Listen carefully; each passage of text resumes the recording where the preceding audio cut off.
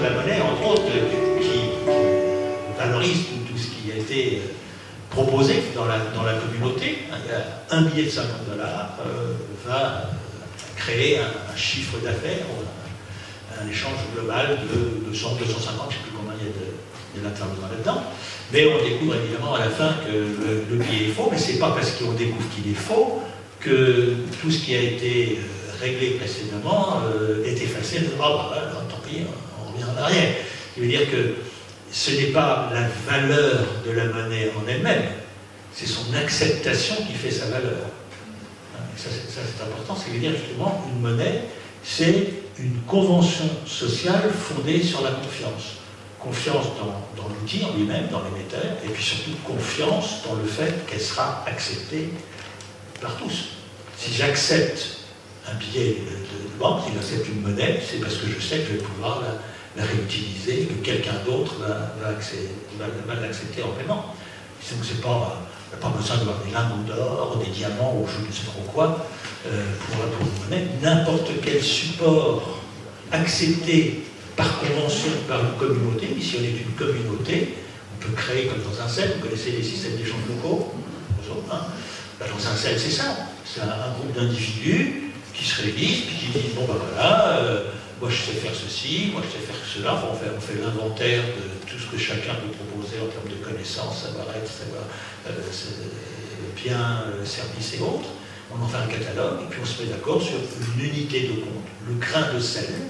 Alors on dit ben, un grain de sel c'est une minute de temps, ou un grain de sel c'est 1 €, enfin bref, on va le donner, on va l'étalonner, et puis après on va l'accepter comme outil de mesure et d'échange. Et c'est tout. Et ça y est, on a créé un système monétaire, c'est aussi simple que ça. Donc ça, c'est quand même la première facette de la nature de la monnaie. C'est le cadre d'un système monétaire, secondaire. Ils sont tous comme ça. Parce qu'entre les pays, c'est pareil. Certains pays, par exemple, achètent beaucoup d'or en ce moment, par exemple, achètent beaucoup d'or. Comme ça, parce que je ne sais pas, on ne peut pas entendre. Oui, je pense. Moi, j'ai du mal à comprendre un système monétaire principal basé, oui, il est basé sur la confiance, certes, ça paraît. Mais aujourd'hui, les pays, il faut savoir que la monnaie n'est plus indexée sur l'or, depuis un certain nombre d'années. C'est de la monnaie sculpturale, un système de réserve fractionnaire qui fonctionne aujourd'hui. On peut aller plus loin en disant que c'est plutôt une arnaque par la dette.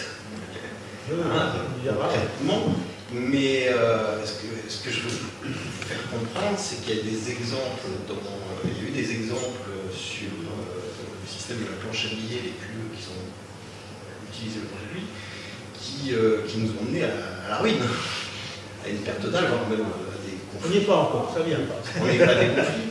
Et ce que j'ai du mal à comprendre, c'est comment peut-on créer une monnaie s'il n'y a plus de contrepartie or derrière, comme ça fonctionnait. Mais dans ce cas, il faut quand même convaincre tous les pays du monde. Et là, la communauté, c'est puisque les échanges entre les pays, c'est pas d'une manière monétaire. Continue. Ou alors on repart sur de l'or. C'est ma question en réalité. C'est toute la réflexion qu'on va avoir sur la richesse. Si on prend l'or, c'est parce que l'être humain considère que c'est la richesse suprême, c'est la référence qu'on se donne. Mais l'or en tant que tel, c'est peut-être l'un des métaux les moins utiles sur la planète.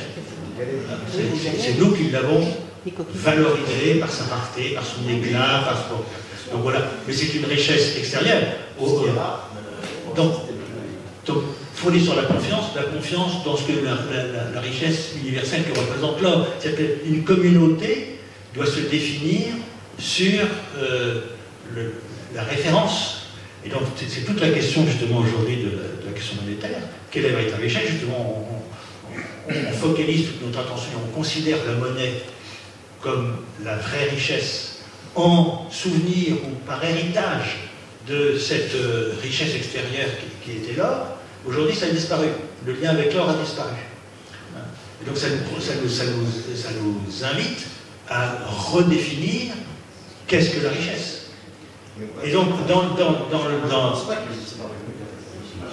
si, le bonheur a disparu.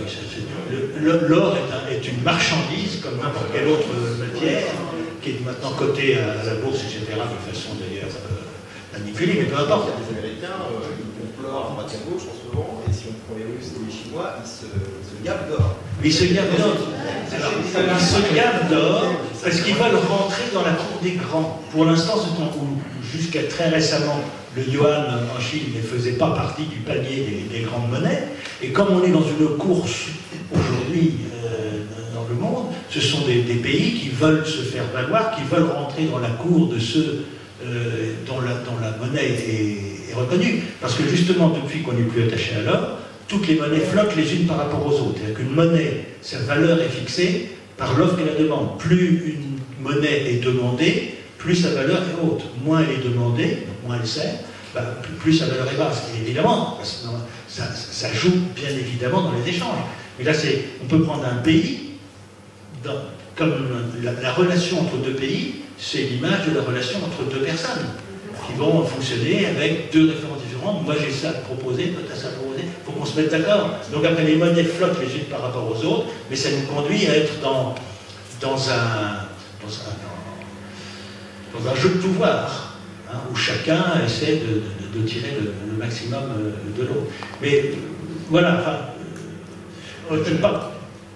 Pour aller dans le sens de la remarque, si les grands pays, les empires, USA, Russie, Chine, accumulent l'or, c'est peut-être effectivement en prévision d'une catastrophe monétaire. C'est-à-dire que le système, ils ont tellement joué avec le système depuis que la monnaie est dématérialisée, que tout le monde sent qu'il y a un risque d'effondrement et qu'il faut être prêt, pour être prêt à reconstruire un système basé sur quelque chose en quoi tout le monde croit. Le système de l'or sera peut-être plus facile à mettre en place. Donc c'est peut-être, il y a quand même une connexion qui n'est plus l'actualité, mais il se prépare à en refaire l'actualité après une catastrophe. Ah oui, c'est la bouée de sauvetage. L'or est la bouée de sauvetage. Mais ceci dit, la désindexation des monnaies par rapport à l'or, qui est effective depuis 71, 73, d'accord, elle nous montre bien que nous sommes capables de faire confiance à une monnaie alors qu'il n'y a plus de lien avec l'or. Si vous essayez d'aller changer la monnaie contre l'or, on ne va pas vous donner de l'or. Donc il n'y a plus cette conversion, et pourtant ça fonctionne. Vous voyez bien, les euros que vous avez utilisés aujourd'hui ou hier, oui, ça fonctionne sans or. Parce que c'est du quantitative easing. Non, pas du tout. Avant quantitative easing, c'est l'ambiguïté du terme monnaie. C'est-à-dire, on a la monnaie comme mesureur d'échange, effectivement. Au quotidien, c'est le mesureur d'échange qu'on utilise. Oui. Et on a la monnaie financière, et la financiarisation de la monnaie, qui, elle, dans tous les groupes et dans toutes qui gèrent les bourses, qui est gérée par les bourses, qui est gérée par les États aussi. Quoique les États dépendent directement, et là, on est sur cette marchandise. C'est une folie, c'est vrai. C'est une marchandise. Ça devient une marchandise. Ça n'a plus rien à voir avec la monnaie réelle. Et ce qui est intéressant dans votre remarque, c'est que justement, si l'or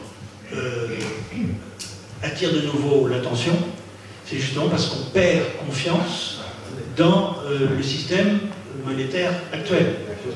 Alors on se dit, puisque les êtres humains ne sont pas capables de s'entendre avec sagesse, avec un outil dématérialisé virtuel, eh bien on transfère notre confiance sur quelque chose de palpable, qu'on connaît, qui est une valeur refuge, vous êtes relique barbare, comme dit Keynes, de l'or. Mais ça, si on retourne à un système monétaire basé sur l'or, c'est une régression terrible.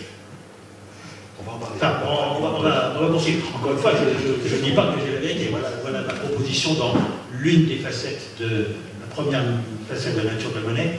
Je vais vous présenter l'autre. Peut-être c'est une question bête. Non, il n'y a pas de question bête. En fait, là en ce moment, c'est la monnaie virtuelle. Oui. Parce qu'il n'y a plus d'or. Oui. C'est ce que je comprends. Mais si la Russie, la Chine, machin, ils ont de l'or, eux ils en ont, nous on n'en a pas. Il y en a partout, hein. Voilà, c'est ça. Il faut redire ça, si c'est passé en 71, quand Nixon a décidé que le dollar allait plus être un sur l'or. On avance un peu vite là, parce que on va y arriver. Non, mais vous avez raison, hein. Elle a compris ma question. Ouais. C'est que je ne comprenais pas, parce qu'on dit qu'il n'y a plus d'or, et puis il y en a quand même. Donc c'est ça que je voulais dire. Ah non, on disait pas qu'il n'y a plus d'or. On disait que les monnaies, les monnaies ne sont plus représentatives d'une quantité d'or. Elles ne sont plus indexées, elles ne sont plus la représentation d'or. Mais l'or existe toujours. Pourquoi? Parce qu'avant, on était sur l'or. Pourquoi? Qu'est-ce que je vais y arriver, ok? Je vais y arriver. Sinon, oui. Peut-être qu'on arrête un peu les questions, les champs. Non, c'est très bien comme ça, mais je vais avancer. On peut remettre le petit PowerPoint, là, parce qu'on a perdu l'image. Voilà. Oups, un peu loin. Alors voilà. La deuxième facette de la nature de la monnaie, il y a un autre petit film là-dessus, mais je vais vous la raconter par l'histoire pour avancer. Voilà, je vais à mon marché hebdomadaire, je fais mes petites courses de fruits et légumes auprès de mon paysan préféré depuis des années. Et voilà. C'est quoi ça? C'est la fin du film. Alors, non, je ne sais pas d'où ça sort. C'est un son qui me descend du ciel. Donc je suis au marché, j'achète mes fruits et mes légumes à mon paysan préféré. Puis je lui dis à la fin, voilà, j'ai envie de te proposer quelque chose. Je suis en train de réfléchir avec mes gamins sur l'économie, la monnaie, et puis on voit que ça marche mal, et puis qu'il y a plein de dysfonctionnements. Je te propose autre chose, on pourrait expérimenter. Si on faisait du troc là aujourd'hui, pour voir où ça nous mène. Oui, pourquoi pas, allons-y. Alors j'ai dit, voilà, je vais te prendre le salade, le tomate, machin. Quel serait ton besoin, à peu près, qui représente à peu près la valeur de ce que je t'ai pris, et puis voilà.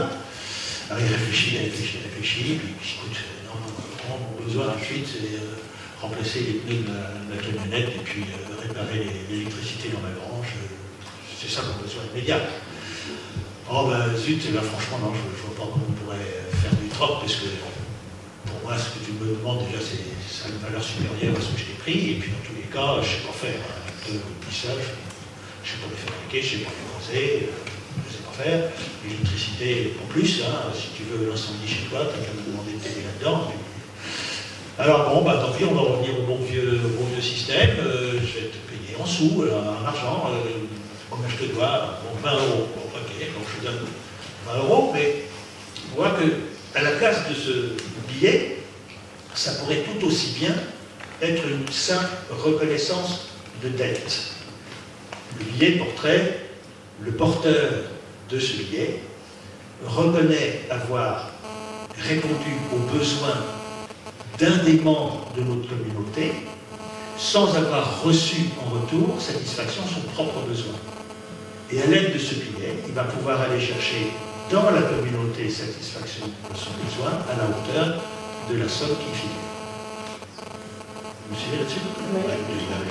Ça, voilà, la monnaie, donc ça veut dire... Le porteur de ce billet reconnaît le rendre de service sans avoir.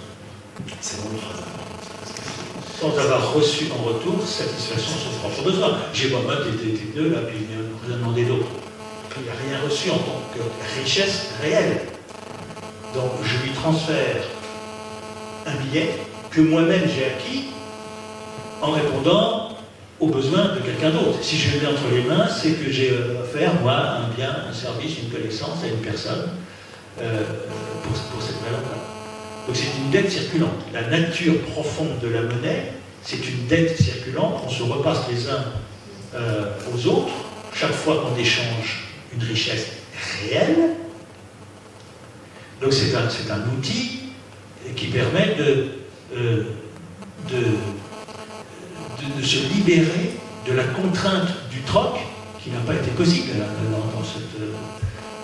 dans ce cas de figure. C'est ça la difficulté du troc, c'est de trouver la correspondance immédiate de deux besoins qui ont la même valeur. C'est dans un monde extrêmement diversifié comme aujourd'hui, dans des sociétés tout à fait primitives, bon, c'est peut-être possible parce qu'il y a une gamme très réduite de biens et services, mais dans des sociétés comme les nôtres, où il y a une gamme infinie de choses à échanger, c'est pas évident. Justin, tu l'as mis dans la nouvelle version du bouquin, c'est bien.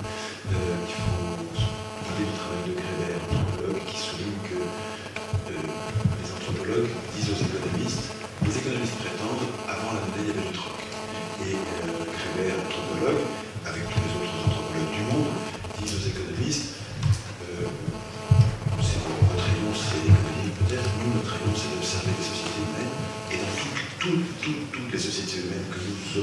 nous, modestement, anthropologues, nous n'avons jamais vu une société pratiquer le troc. Aucun groupe d'humains qui décide de vivre ensemble et qui se projette sur l'infini, sur l'avenir sans fin, aucune société qui a décidé de vivre ensemble, de ce que nous savons, nous, anthropologues, aucune société ne pratique le troc. Le troc est toujours pratiqué avec des étrangers ou les ennemis, c'est à rouler quelqu'un, ou le troc, quand il est pratiqué, on a vu des exemples de troc, mais jamais dans une société. Donc, et je le précise bien dans le bouquin, mais il faut s'en rendre compte pour se détacher de l'explication économiste. Donc, les économistes qui nous disent que la monnaie remplace le troc, ça c'est vrai, il doit comprendre la monnaie, ça n'a pas fonctionné. Les économistes qui présentent la monnaie comme étant une évolution dans les pratiques d'échange, qui aurait été d'abord fondée sur le troc, puis la monnaie serait apparue après. Alors Weber nous dit bien que avant l'apparition des monnaies métalliques en moins 700, avant on retrouve des traces de comptabilité.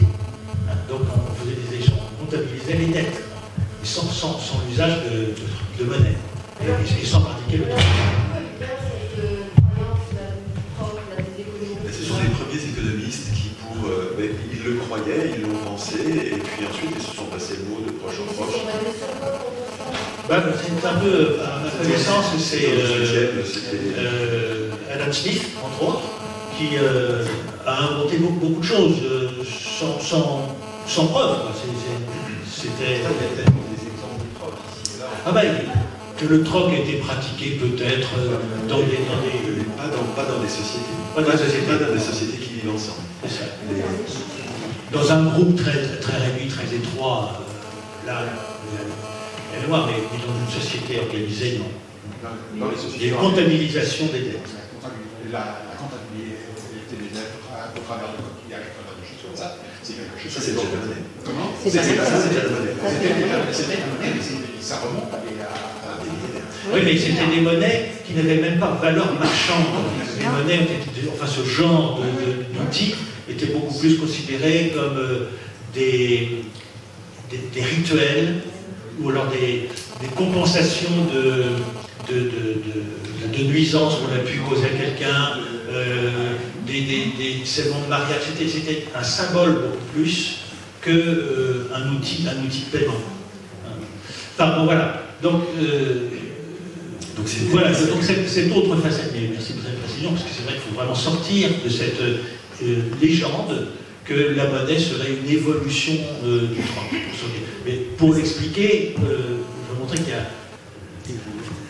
La monnaie est un outil extrêmement intelligent parce que ça facilite beaucoup la production et l'échange de la richesse. Ce qui est très puissant dans ton explication, c'est de montrer que c'est une dette de la société envers les acteurs qui ont rendu un service à la société. Comme cette société, tu dis dans le bouquin, c'est une super personne. C'est l'enfant qui dit, la société c'est comme une super personne. Oui, c'est comme un individu supérieur qui est nous tous, et à qui les acteurs rendent des services, et quand ils rendent un service sans avoir la contrepartie, on leur donne cette reconnaissance de dette. Et c'est une reconnaissance qui circule. Et je trouve que c'est ensuite, pour construire les alternatives monétaires, c'est très utile de penser la monnaie dans ces termes-là. La monnaie étant une reconnaissance de dette qui circule, dette de la société envers ceux qui ont rendu un service et qui n'ont pas encore reçu la contrepartie. Et qui permet d'aller chercher dans ce titre de dette qui circule, permet d'aller chercher dans la société, d'aller puiser dans la société d'autres services à proportion du montant de ce titre. Donc ça, je trouve que c'est très utile pour comprendre. Alors c'est-à-dire que souvent, associer monnaie et dette, quand je paye, je ne suis plus en dette. Donc ça fait un peu court-circuit dans notre cerveau, parce que comprendre la nature de la monnaie en disant la monnaie c'est une dette, ça a du mal souvent à être intégré. J'ai eu du mal personnellement. Un titre de dette sert à annuler une autre dette. Mais c'est pas moi, dans l'exemple que je donne là, ce n'est plus moi qui suis en dette vis-à-vis de mon paysan, parce que je ne peux pas lui fournir ses besoins.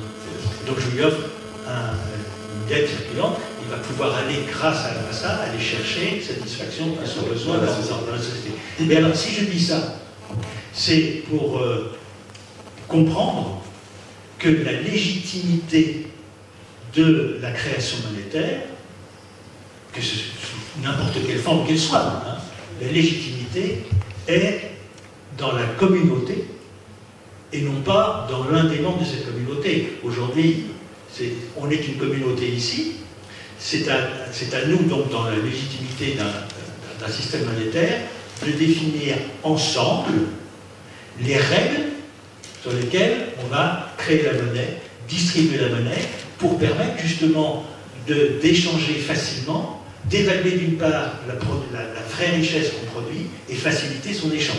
Est-ce que vous me suivez bien là-dessus? Si tu fais que c'est pas au banquier, donc de créer l'argent. Donc ça veut dire que c'est à la société de s'organiser, et c'est là déjà où ça renvoie complètement à l'exercice de la démocratie, ou autre forme, peu importe, mais c'est à la société de s'organiser pour mettre en service et gérer cet outil d'échange.